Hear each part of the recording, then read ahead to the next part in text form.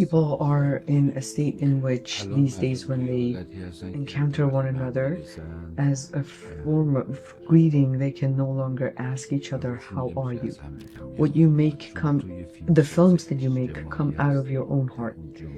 And when you consider yourself a socially engaged filmmaker, especially, then what you are making resonates with what happens in the society. It is inspired by it, and it reflects it. As a socially engaged filmmaker, unless you feel the pain that the society is feeling, you're not able to write anything, or I'm not. At least in myself, I felt that I first have to feel the pain, then I can write about it. So I'm neither the spokesperson of those who have been in war, nor the spokesperson of those who are in prison. I'm not anyone's spokesperson. I'm just making a film that I believe I need to make, based on my own interpretation. With the massacre that happened in Iran in the last month, we can see that, in fact, this film is a very good document of the Iranian people being non-violent in spirit, and the government wanting to inject violence into the society.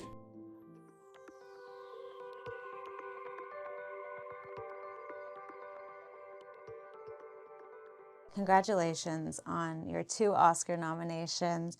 I mean, how has it been just living in that duality of being in celebration, but also still dealing with the realities back home and the realities that many of your peers and family members are facing? خب چه بخوایم چه نخواهیم درگیر این مسئله آدم میشه و نمیتونه تصور کنه اون اتفاقی که افتاده اونجا و حالا تو اینجا هستی برای یک چیزی که الان در حال حاضر برای مردم مسئله اصلی نیست. یعنی مردم همه توی شوک هستن، توی سوگواری هستن. Of course, I automatically get involved.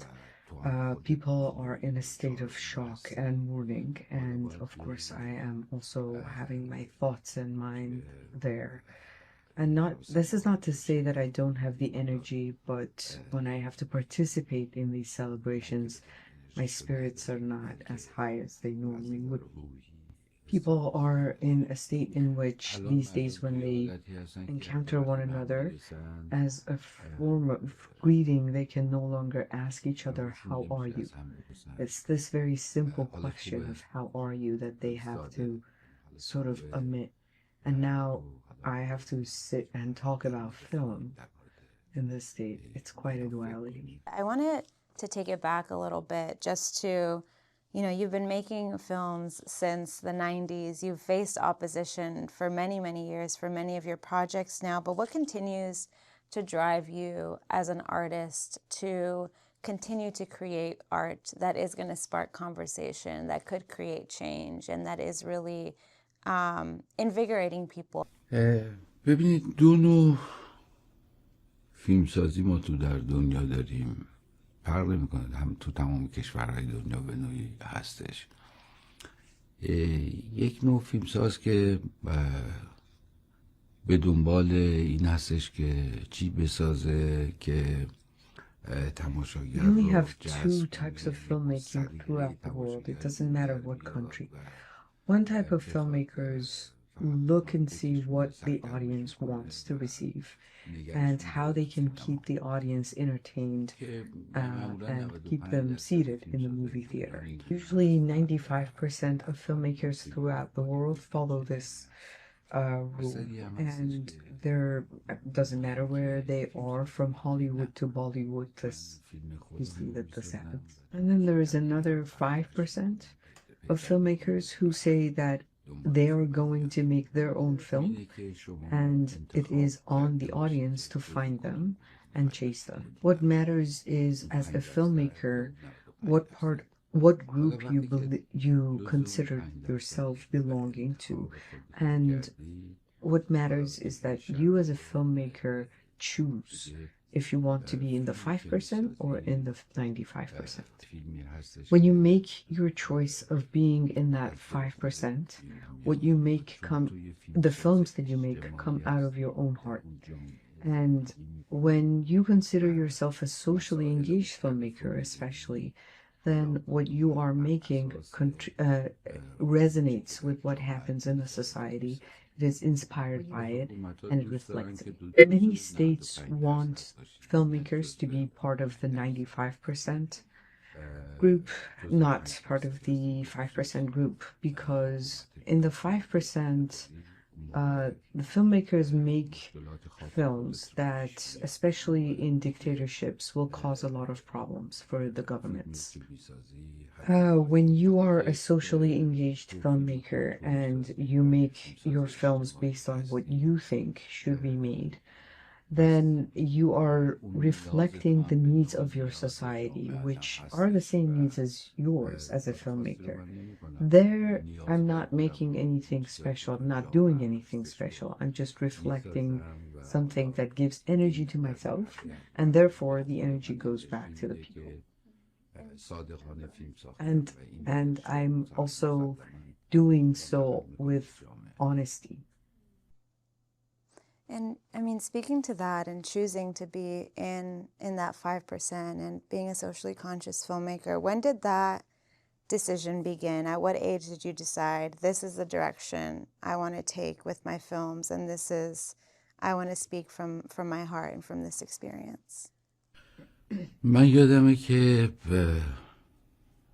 دانشجو که بودم، دانشجوی رشته سینما و کارگردانی اون موقع میخوندم، قرار شد که من یه فیلم کوتاه بسازم برای تلویزیون. خب تمام امکاناتم گرفتم و رفتم و با یه گروه بزرگی و با همه امکانات رفتیم فیلمو ساختیم. فیلم برداری تموم شد، اومدم نشستم مونتاژ کردم فیلمو. وقتی مونتاژ کردم تموم شد، به فیلم که نگاه کردم دیدم همه چیش درسته از نظر سینمایی، از نظر الفبای سینمایی، ولی اون فیلمی نیستش که انگار با سلایق من جور در بیاد. انگار من اصلا این فیلمو نساختم در حالی که من ساخته بودم. When I was a film student, I was supposed to make a film, and I got a big crew and all the resources I needed. We made the film, we shot the film, and I sat down and edited the film. And after I was done, I realized that even though everything about this film was correct, everything was cinematically right, it was not the kind of film that matched my style, and it was not the kind of film that I liked. Back then, no one really knew me. I was still a student. But I realized that if I release this film, I will have to continue making films in this style. And so we also worked with negative films, and they had to go to the studio and what have you. At that moment, I decided that I am going to go to the studio. I'm going to steal the negatives and destroy them, so that no one would ever get their hands on them. And that's exactly what I did. This is when I decided to make the films in that 5%, because I realized first the film has to satisfy me. It has to make me happy in order for it to make the audience happy.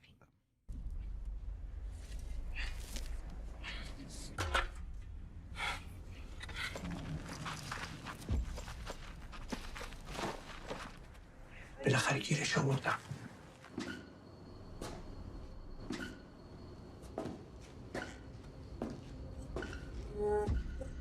آدم ربایی جرم کمی نیست، اونم یه مأمور اطلاعاتی.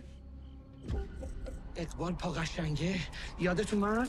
برید! خدا تعالی اسمشو پوشم هم نخورده. شما ببینی خودشه یا نه؟ I've heard this from other writers and filmmakers who say, whenever they're there's just a lot going on in the world, whenever they are dealing with anything that they feel is emotionally traumatic, it's hard to write. It's hard to put pen to paper, put fingers to keys, and really create beautiful stories. I'm so curious, what drives you to continue to create these stories and create these projects, even with everything that you've already endured? واقعا وقتی به درد میای حالا دیگه میتونی بنویسی. تا به درد نیای، یعنی احساس درد نکنی، اون موقع است که نمیتونی در مورد درد صحبت کنی. یعنی دقیقا فکر کنم برعکس حرفیه که شما میزنید. انگار ببینید وقتی میگیم فیلمساز اجتماعی، یعنی تو ایده ها تو تمام اون چی که میخوای الهام بگیری از جامعه میگیری. جامعه داره یه دردی رو میکشه و تو اگر اون درد رو خودت In fact, it is exactly when you feel the pain, when you can write it down. Until you don't feel the pain, you cannot talk about it. It might be, in fact, the reverse of what you just said. As a socially engaged filmmaker, unless you feel the pain that the society is feeling, you're not able to write anything, or I'm not. At least in myself, I felt that I first have to feel the pain, then I can write about it. Let's even imagine this film, it was just an accident. If they had not put me to prison before, if I had not spent 7 months, if I had not talked to my fellow prisoners and I hadn't heard their stories, perhaps this film would have never been made. And was it kind of that, I'm assuming from what you're saying, that it was a very then cathartic experience to write this, to create it, and then now to be on the other side and see how others are reacting to it? شاید ناخودآگاه چنین باشه. شاید به خاطر همینه میگم که اول فیلمساز باید خودش رو راضی کنه. تا خودش از اون اثرش راضی نباشه واقعا Maybe unconsciously you did. That's why I say that first a filmmaker has to satisfy themselves before they can satisfy the audience. First, you have to think about your own catharsis before you consider others. That is why I say when you're in the 5%, you first have to satisfy yourself before satisfying anyone else. And therefore, the pain you go through is in order to cure or alleviate your own pain before you alleviate any others. Your writing partner was recently arrested. You have a 1-year sentence awaiting you. I'm so curious, what continues that bravery within to say, when I'm done with this, I'm going back and I'm going to continue fighting and continue sharing my perspective and my experience? من نمیدونم اسمشو شجاعت بیزارن یا نه، ولی من میگم تو انتخابتو کردی و میدونی در کجا. I don't know if we can call it bravery, but I know where I live and under what government. I also know that such works of art come with a price that I have to pay. I also have the experience of living in prison with people who are completely anonymous and unknown. And when they can go through massive pain and no one will hear about it. But as soon as something is wrong with me, the entire world knows. So I'm not the one who is brave. They are the ones who are brave because they're going above and beyond, well beyond their own capacity to do anything they can. This conversation about bravery is really relative. Relative to what? I don't consider what I'm doing brave in comparison to what I've seen in prison. I'm curious then, what are your thoughts on being this almost spokesperson for those who are still imprisoned or have been imprisoned, who aren't able to share their experience and are then able to, or I guess the world is able to see their experience through the projects that you're creating? اینم باهاش مشکل دارم، نمیدونم اسم سخنگو رو میشه روش گذاشت یا نه. من فیلم خودم رو دارم میسازم، اون چی که احساس کردم میسازم. This is also problematic to me. I don't know if we can call me a spokesperson. I don't know if I can consider myself that. But the thing is, I'm not a political filmmaker. I am a socially engaged filmmaker, and I make films that may have political topics. This is part of the previous answer that I forgot to say. I am a socially engaged filmmaker who makes films with the subject matter of the human being. Now, what he's just said, my next project might be a film about the war. I am still a socially engaged filmmaker who makes a film about the war with humanity at its center. This does not make me a war filmmaker. So I'm neither the spokesperson of those who have been in war, nor the spokesperson of those who are in prison. I'm not anyone's spokesperson. I'm just making a film that I believe I need to make based on my own interpretations. And the audience can also have their own interpretation and interpretations. And the deeper they go into the film, the more they can see the roots of what I'm talking about. And has it been then, speaking off of that, has it been frustrating then just seeing the way that Western media has been kind of positioning you in that space as a spokesperson, given the subject matter of the film?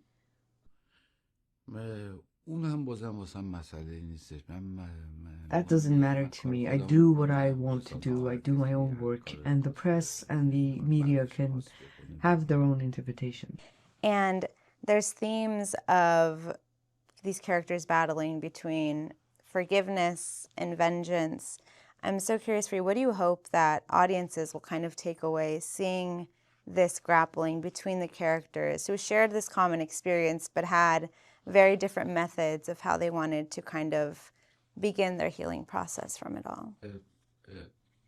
ببینید اون تمای بخشش انتقام به نظرم سطح رویی کاره. یعنی ما اصلا اینا رو گذاشتیم که تماشاگر بتونه قصه رو دنبال کنه و جلو بره. اما در نهایت اون چی که هدف من هستش فقط این مسئله نیستش، مسئله خشونت و خشونت پرهیزی هستش و اینکه واقعا این چرخه خشونت میخواد تداوم. I really consider the themes of forgiveness and vengeance as themes on the surface, just so the audience can follow the plot. But what my actual goal is are the themes of violence and non-violence, and this question of whether violence is going to continue or if this cycle is going to end somewhere. With the massacre that happened in Iran in the last month, we can see that, in fact, this film is a very good document of the Iranian people being non-violent in spirit and the government wanting to inject violence into the society. For instance, an example from the film is when the group of former prisoners get their hands on their interrogator. As soon as they learn that the family of the interrogator is in trouble and needs help, they go and take the family to the hospital. When I was watching this film with audiences outside Iran, I realized that when it gets to that scene of the hospital, the audience is laughing. Until I asked someone once, but this is not a funny scene at all. Why are people laughing? And the person said, no, it is funny. They were there to kill the guy. Now they're taking his family to the hospital. But if you show this film in Iran, I'm sure that no one's going to laugh when it gets to that scene, because it's a very natural, obvious thing that people would do. This doesn't just happen in films. This is also true in reality, and we have various examples. For instance, when the 12-day war with Israel broke and a missile hit inside the Evin prison. One of the missiles just hit exactly in front of a ward called Ward 4, where I was also incarcerated. And a lot of prisoners just tried to save their lives, and they ran away after the gates and the walls collapsed. And when they got out, they saw that the missile had also destroyed the ward across from them, which was Ward 209, which is where the interrogators mostly were. And of course, it would be the interrogators who were coming out first, because there would be free and open walking on the corridors. And instead of saving their own lives and running away, the prisoners chose to stay and take the interrogators out of the rubble. These were people who had hurt them, but they were, and now that they were stuck under the rubble, the prisoners were saving their lives. This is something that I heard from Mehdi Mahmoudian, who was there himself when this happened, and he had eyewitnessed it.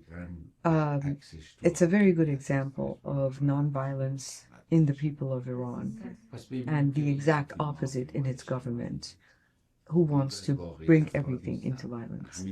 Therefore, socially engaged films are not far from reality. They look at what happens in the society and they depict it as closely as possible.